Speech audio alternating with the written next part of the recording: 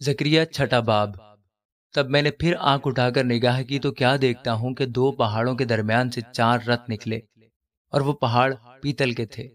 پہلے رتھ کے گھوڑے سرنگ، دوسرے کے مشکی، تیسرے کے نکرا اور چوتھے کے ابلک تھے۔ تب میں نے اس فرشتہ سے جو مجھ سے کلام کرتا تھا پوچھا، اے میرے آقا یہ کیا ہے؟ اور فرشتہ نے مجھے جواب دیا کہ یہ آسمان کی 4 ہوائیں ہیں جو رب العالمین کے حضور سے نکلی ہیں، اور مشکی گھوڑوں والا رتھ شمالی ملک کو نکلا چلا جاتا ہے، اور نکرا گھوڑوں والا اس کے پیچھے، اور ابلک گھوڑوں والا جنوبی ملک کو، اور سرنگ گھوڑوں والا بھی نکلا، اور انہوں نے چاہا کہ دنیا کی سیر کریں، اور اس نے ان سے کہا جاؤ دنیا کی سیر کرو، اور انہوں نے دنیا کی سیر کی۔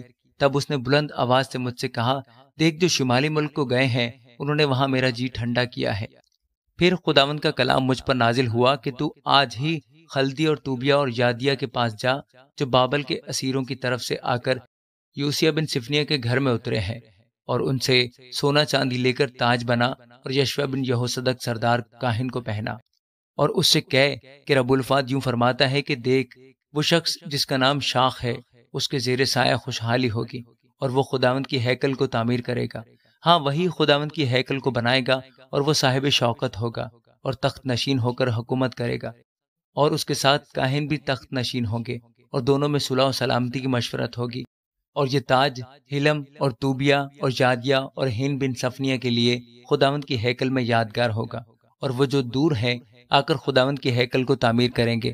تب تم جانو گے کہ رب الفاظ نے مجھے تمہارے پاس بھیجا ہے، اور اگر تم دل سے خداوند اپنے خدا کی فرمانبرداری کرو گے تو یہ باتیں پوری ہوں گی۔